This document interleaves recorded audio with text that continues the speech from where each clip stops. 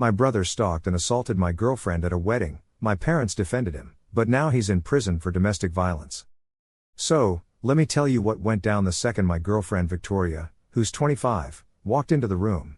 Samuel, my brother, immediately started acting super weird and made her feel seriously uncomfortable. He practically launched himself at her, almost pushing our mom aside just to be the first to hug Victoria.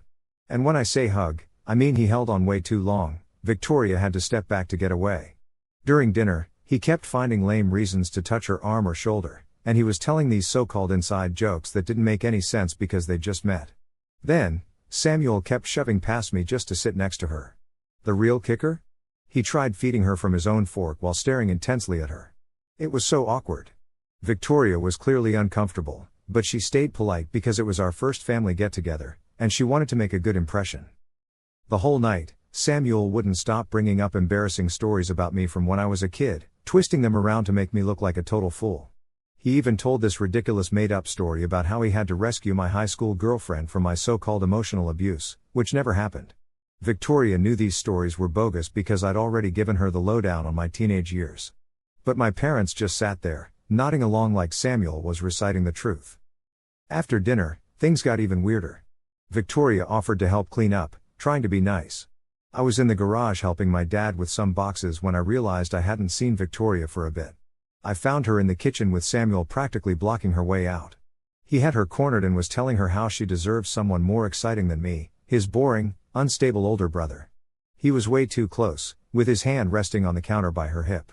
She'd already told him to back off twice by the time I walked in. When she saw me, she looked so relieved and came straight over to me. Samuel just laughed it all off like it was one big joke, but I could tell Victoria was really shaken up. So, a little backstory. Victoria and I have been together for 8 months, and things were going great until Samuel decided to mess things up with his obsessive nonsense. Growing up, Samuel and I lived in this small town in Minnesota in an upper-middle-class family. Our parents both work in real estate, and they're more about keeping up appearances than actual family bonds. Samuel, who came along when I was 3, was always the center of their universe. He never did anything wrong in their eyes, and somehow everything was always my fault. Over the years, Samuel's done some pretty messed up stuff, but my parents just brush it off. When he was 6, he broke my gaming console on purpose because I wouldn't let him play. Instead of punishing him, my parents bought him his own and told me I should have been more generous. Then, when he was 12, he fed my pet hamster chocolate, knowing it was toxic. My parents called it an accident and said I shouldn't have pets if I wasn't going to watch them properly. In high school, Samuel spread rumors about me cheating on my girlfriend at the time, which led to our breakup. My parents said he was just being protective. This pattern of behavior has continued into adulthood. Samuel still lives at home, works at my dad's real estate office, and pretty much does whatever he wants. He's sabotaged every relationship I've had. With my last girlfriend before Victoria, he convinced her family I had a gambling problem, totally untrue. Before that, he told another girlfriend that I cheated on all my previous girlfriends, also false. My parents either back him up or tell me I'm exaggerating. When I met Victoria, I wanted to protect her from Samuel's usual antics, so I kept our relationship under wraps for the first 3 months. She's amazing, smart, kind, and a pediatric nurse at our local hospital. We met at the hospital cafe when I was grabbing coffee while visiting a coworker who'd had surgery. Victoria was on her lunch break, and we bonded over how bad the coffee was. After a few more coffee chats, we started dating, and everything just clicked. Victoria knows all about my family history because I wanted her to be prepared for the drama. She was the one who suggested introducing her to the family, hoping things might be different now that we're all adults. She's always looking for the good in people, which I love about her. So, we finally agreed to introduce her to my family at a dinner party last month, and that's when it all started going downhill. A few days later, Victoria began getting these creepy calls and texts from unknown numbers. At first, it was just heavy breathing or hang-ups, but then the messages got progressively creepier. So, Victoria's been getting these really creepy voicemails where people are calling her snooty and cold just because she turned someone down.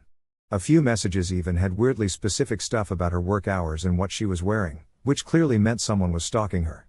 At first, she didn't put 2 and 2 together, but I immediately recognized some of the voices as Samuel's old high school buddies. These are the guys who still hang out with him because he's got cash to throw around, thanks to his parents. When Victoria blocked their numbers, they just switched it up and called from different ones. Then, things got even weirder. Samuel's friends actually started showing up at the hospital, pretending to visit patients.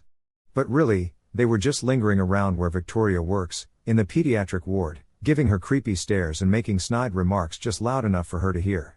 It got so bad last week that one of those guys followed her to her car after her shift. She was terrified, so she called me, crying and too scared to drive anywhere in case she was being followed. I had to go pick her up, drive her car home, and have another friend tail us to make sure we weren't being followed. Now, Victoria's having panic attacks before work, and her colleagues are starting to notice she's not okay. Yesterday, I had finally gathered enough proof to confront Samuel, voicemails recorded, text screenshots, and even security footage from the hospital of his friends lurking around. I went over to our parents' house, where Samuel still lives, and showed him everything. Would you believe he just smirked and played dumb? He then had the audacity to blame Victoria, saying maybe if she wasn't so stuck up, people wouldn't feel the need to teach her a lesson. That was the last straw for me. I punched him, which barely even gave him a bloody nose, but he acted like I'd done serious damage.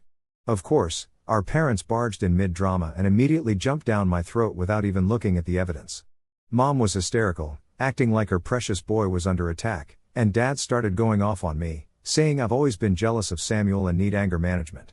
When I tried to explain about the harassment, Mom actually said Victoria must have led Samuel on and got caught. Dad just kicked me out, telling me not to come back until I apologized and got my head straight. I'm at Victoria's apartment now, and she's finally sleeping after crying for hours. She's super scared about going back to work, even though her boss is being understanding. This whole mess is threatening her job, which she loves because she's great with the kids. I just don't know how to handle this anymore. It's like every time I think Samuel can't get any worse, he does.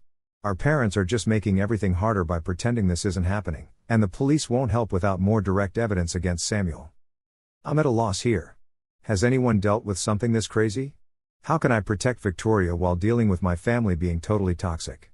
Should I be doing more to document everything? I'd seriously appreciate any advice because I'm out of ideas. Update: first off, thanks to everyone who commented on my last post. Reading all your replies made me realize just how serious this is, and Victoria and I have been documenting everything as we try to take legal action. Sadly, things have only gone downhill the last couple of weeks, and I need to vent. We went to the cops with all the evidence, screenshots, voicemail recordings, hospital footage of those creeps hanging around, and statements from Victoria's colleagues who've seen the stalking. The officer seemed concerned until Samuel's best buddy Tyler's name came up. Turns out, Tyler's dad is a local police sergeant, which changed the officer's tune real quick. Suddenly, he was downplaying everything, saying we didn't have concrete proof that Samuel's behind it all. He even suggested maybe Victoria was misunderstanding the guy's friendly attention. Can you believe that? We asked to speak to another officer, preferably a woman, but got nowhere. In the end, they said they'd warn the people we identified. So, we checked out the security footage, but without any solid proof of actual threats, there wasn't much else we could do. I was so frustrated, it felt like we were spinning our wheels for nothing. Then, things took a nosedive when my parents reacted way worse than I imagined. The day after we hit up the police, Samuel rocks up at their place with a black eye, claiming I clocked him again. I mean, I hadn't even laid eyes on the guy since the night I slugged him 2 weeks ago, but still, my folks believed every word he said. My mom was in full-on meltdown mode, calling me and crying that I was losing it and trying to wreck Samuel's life. She was convinced going to the cops was me deliberately plotting to trash his future over what she called a silly misunderstanding. Then Dad called, absolutely fuming. He threatened to cut me off financially, which would have been terrifying if I still relied on them. Luckily, I've got a solid gig in software development and my own pad. He even threatened to fire me from the family real estate biz, hilarious, considering I've never worked there. That's Samuel's turf. It was pretty clear they didn't see me as my own person, just an extra in Samuel's storyline. The real mess came just last weekend. Mom kept blowing up my phone, saying they wanted to fix things as a family. She promised Samuel was sorry and ready to apologize to both me and Victoria. She said they'd had a chat with him about boundaries and how he realized he overstepped. So after chatting with Victoria, we decided, okay, one shot to make things right. Big mistake. We rolled up to my parents' place expecting a cozy family dinner, but nope, the house was packed with people, my parents, Samuel, my aunt and uncle, who are basically Samuel's cheer squad, and the worst part, Tyler and 2 other guys who'd been creeping on Victoria at work. My mom called it a family intervention. For 2 hours, It was just non-stop attacks on Victoria's character, with Samuel sitting there, smug as anything. Mom launched into this long rant about how Victoria was supposedly jealous of Samuel's good looks and success, yeah, right, and was flirting with him that first night at dinner. She claimed Victoria was just making up all the harassment stuff because she felt bad about leading Samuel on. My aunt chimed in, saying maybe Victoria was just used to getting attention from guys at her job and misread friendly gestures as stalking because she had a guilty conscience. Meanwhile, Samuel played his part to a T, acting all upset and confused about why Victoria would cook up such terrible lies about him. He kept going on about how he was so looking forward to having a sister-in-law and how hurt he was that she'd try to turn me against him. Tyler and his buddies backed him up, swearing they were at the hospital visiting Tyler's ever-roaming grandma. The worst bit was when they started lobbing grenades at Victoria's mental health. They dragged up the fact that she sometimes pulls night shifts, suggesting maybe she was sleep-deprived and paranoid. They talked about how stressful her job with sick kids must be, slipping in that maybe she was just projecting her work stress onto innocent interactions with Samuel and his pals. My mom even had the nerve to recommend a therapist to help Victoria work through her drama-creating tendencies. Victoria tried to defend herself, calmly explaining the harassment and showing them the texts and voicemails again, but they just bulldozed right over her, dismissing all the evidence as misunderstandings or implying she asked for it. When Tyler started going into creepy detail about what Victoria wore on specific days, it was clear he'd been stalking her. But my parents twisted it into proof she was trying to get attention. Things hit a boiling point when they invited Tyler and his cronies to stay for dessert, saying they wanted to show us what nice young men they really were. Victoria started having trouble breathing and had to step out. When I tried to go after her, my mom grabbed my arm and told me it was time to choose between my real family and a girl who was obviously unstable and causing issues. I chose Victoria. We got out of there fast and haven't spoken to my family since that night. Now Samuel's friends are getting bolder, spreading rumors at Victoria's workplace about her being mentally unstable and having a history of making up stuff. Her supervisor called her in for a chat yesterday. He seemed understanding, but warned her that all the chaos was starting to mess with her job performance and suggested she look into moving to a different department or hospital. We've got a lawyer helping us get restraining orders, but it's a slow slog. Victoria's been eyeing job options at other hospitals, and thankfully, one of her former co-workers has offered to help her snag a position at a hospital about 300 miles away.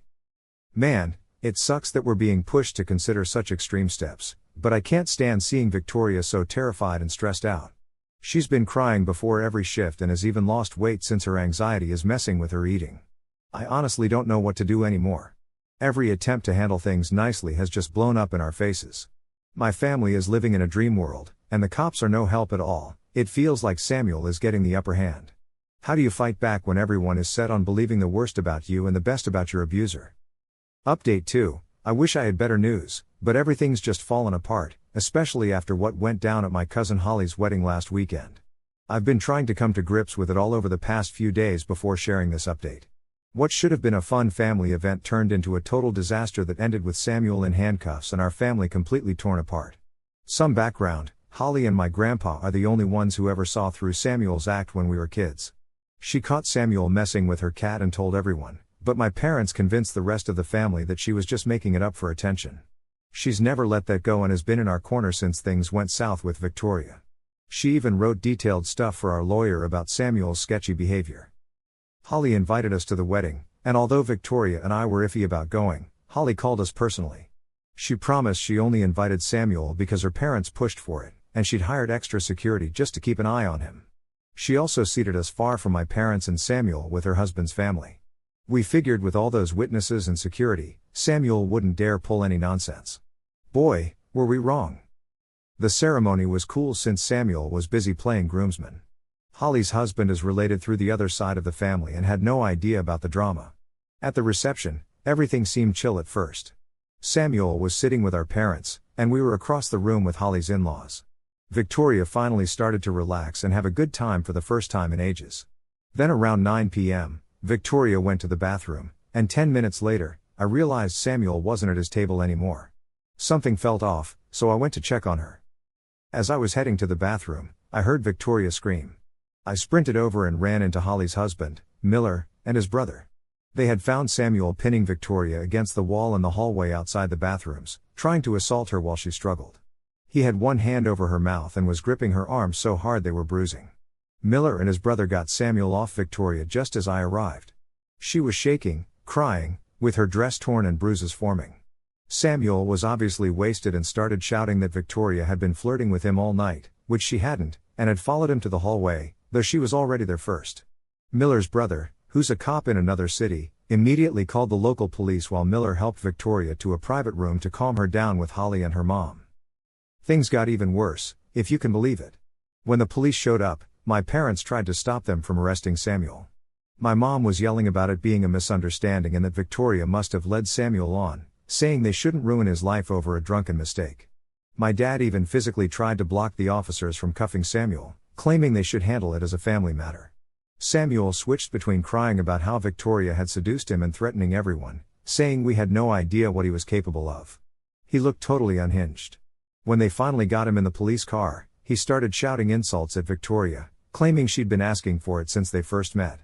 Some guests recorded this whole meltdown on their phones. The aftermath is brutal. My parents are on a rampage, calling everyone in the family to share their twisted version of events. According to them, Victoria lured Samuel to a secluded area, made advances, and then screamed assault when he rejected her. They're saying she orchestrated the whole thing to get back at Samuel for exposing her lies about harassment. They're even claiming Miller and his brother beat Samuel up before the cops got there, which they didn't, and that Victoria gave herself the bruises. The silver lining is Holly's wedding video caught Samuel following Victoria to the bathroom. Between that, the bruises, multiple witnesses, and videos of Samuel losing it during the arrest, our lawyer says we've got a solid case. Several family members who were at the wedding have stepped up with statements about Samuel's behavior throughout the night, including him making gross comments about Victoria and trailing her at the reception. Now, my parents are threatening to disown me. So, here's the deal, Victoria isn't backing down on the charges, and my parents have been bombarding us with calls and texts non-stop. They're bouncing between making me feel guilty for tearing the family apart and throwing out threats about messing with my inheritance. They even showed up at my apartment yesterday, making such a fuss that the neighbors had to call the cops. My mom was doing the whole dramatic crying bit about how I'm putting her baby in jail, and my dad was threatening to ruin my career in this state. But Victoria and I have made up our minds. She's accepted a job at a hospital 300 miles away, and I've sorted out working remotely. We're moving next month. Some might say we're running away, but honestly, we just need a clean break from all this toxicity and a fresh start. My friend Holly's got our back and promised to keep us in the loop on any family drama that pops up. The toughest part? Knowing my family will never acknowledge that Samuel needs help. Even after he flipped out at someone during a wedding, right in front of everyone, they're still making excuses for him and blaming the victim. Sometimes I wonder if things would have been different if someone had stepped in when we were kids, but I guess we'll never know. For now, my focus is on keeping Victoria safe and building our new life, far away from Samuel and my parents' bad habits. Update 3, I wasn't planning on sending out another update, but something big happened yesterday that I just have to share.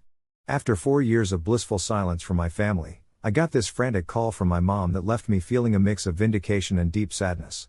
Quick catch up on life, Victoria and I got hitched 2 years ago in a small ceremony with Holly's and Victoria's families. We've settled into our new city, bought a house, and Victoria's rocking it as the head pediatric nurse at her hospital. I'm still working remotely and even got a promotion to senior developer last year. Oh, and we're expecting our first little one, a girl, in 3 months. Life's been calm and happy, which makes what I'm about to say even more unsettling. So, yesterday, my phone starts going off mid-meeting with calls from my mom. Usually, I ignore unfamiliar numbers because my family changes phones constantly to reach out, but this voicemail sounded desperate. When I called back, my mom was crying so hard I could barely understand her. Apparently, Samuel got married last year to a woman named Rachel, and we didn't have a clue because we've had zero contact since the wedding fiasco. They met at church, and their families pushed the marriage through quickly.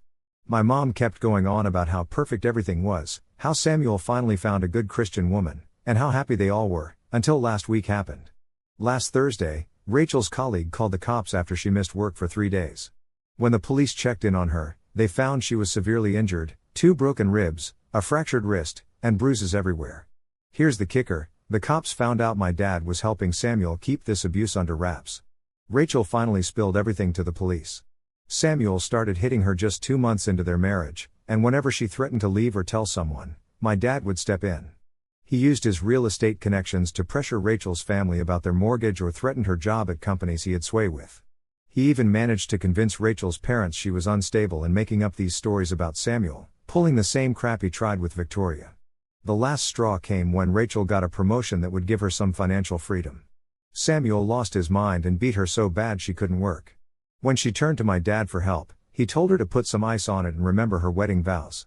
That's when her coworker stepped in and called the police. Now both Samuel and my dad are in trouble, Samuel for domestic violence and my dad for witness tampering and conspiracy. Mom wanted me back to help handle the mess, going on about families sticking together in tough times, and how Samuel and Dad need my support, suggesting Rachel was exaggerating just like Victoria supposedly had. I just lost it. I told her exactly how I felt about them enabling Samuel his whole life. I reminded her of everything they did to Victoria, how they chose to back Samuel after he attacked her at Holly's wedding. I asked if she ever thought that getting Samuel help when he was younger, or holding him accountable, might have kept Rachel out of the hospital. Mom finally broke down, admitting they always knew Samuel had issues but never acted on it. So, they thought they were doing him a favor by hiding everything, but it was too little, too late. I hung up on her and blocked her number. Later, Holly called to give me more details she heard from the family. Turns out, Rachel's parents are really upset and feel terrible for not believing her sooner. They're completely behind her now as she presses charges against both Samuel and my dad. The police are digging into other potential victims too, since a bunch of Samuel's exes have come forward with similar stories of abuse and stalking. Victoria suggested we reach out to Rachel through Holly to offer our support, which we probably will. She mentioned that having support when she dealt with Samuel was a huge help, and Rachel may need someone who gets what she's going through. Some might think I'm being cold towards my parents, but I've realized enabling toxic behavior only creates more victims. My family had plenty of chances to change and didn't. Now they have to deal with the fallout themselves. My priority is protecting my own family, my wife, our soon-to-be-born daughter, and the calm life we've built far away from their drama. Here's an update, since a lot of folks have been asking about what's going on with Samuel, my dad, and Rachel over the past 6 months. First, the good news: Victoria and I welcomed our daughter Emma 3 months ago. She's healthy and absolutely adorable. Becoming parents has been amazing and really confirmed that cutting ties with my toxic family was the right call. Holly and her husband visited last month to meet Emma, and seeing real family love in action was so comforting. Now, about Samuel and my dad's cases. Holly keeps us in the loop since she's still talking to the extended family.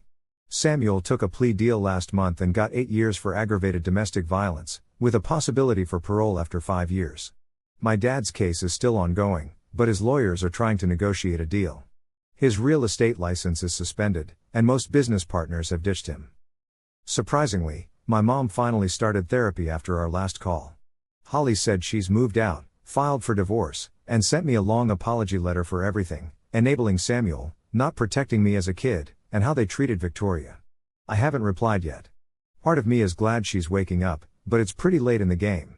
Like, where was this insight when Samuel was a terror as a kid, or when he was stalking Victoria, or even during Holly's wedding when they watched him assault her? Victoria and I are considering if, down the line, we'd allow a supervised relationship with Emma, but that's a decision for way in the future if it happens. Rachel's been in touch through Holly. She's doing better now, living with her sister, and going through intensive therapy. She's filed for divorce and is totally cooperating with the prosecutors. According to Holly, more women, including 2 from his church, have come forward about Samuel's past abuse, and the police are on those cases too. Rachel's parents are so supportive now. They've publicly apologized to her and cut ties with my parents, even working with domestic violence organizations to help others spot abuse. Our extended family is pretty much split in two. Most younger relatives and cousins side with us and Rachel, while the older ones are still making excuses for Samuel and my dad. Holly's mom, my aunt, started a family therapy group for relatives who want to learn how things went so wrong and how to make it better for the next generation. As for Victoria and me, we're all about Emma and our life here. Victoria went back to work part-time last week and got promoted to Director of Pediatric Nursing. I'm still working remotely but might start my own software consulting business soon. We've built a great community with awesome friends and chosen family here. Sometimes I think about responding to my mom's letter, but when I look at Emma and think about how my parents would have wanted Samuel around her, claiming he deserved another chance, I know staying away was the right move. The cycle of abuse and enabling in my family ends with us. Emma will grow up surrounded by healthy relationships and people who respect boundaries. Sometimes, cutting off toxic family ties is the best thing you can do for your kids, even if it's tough.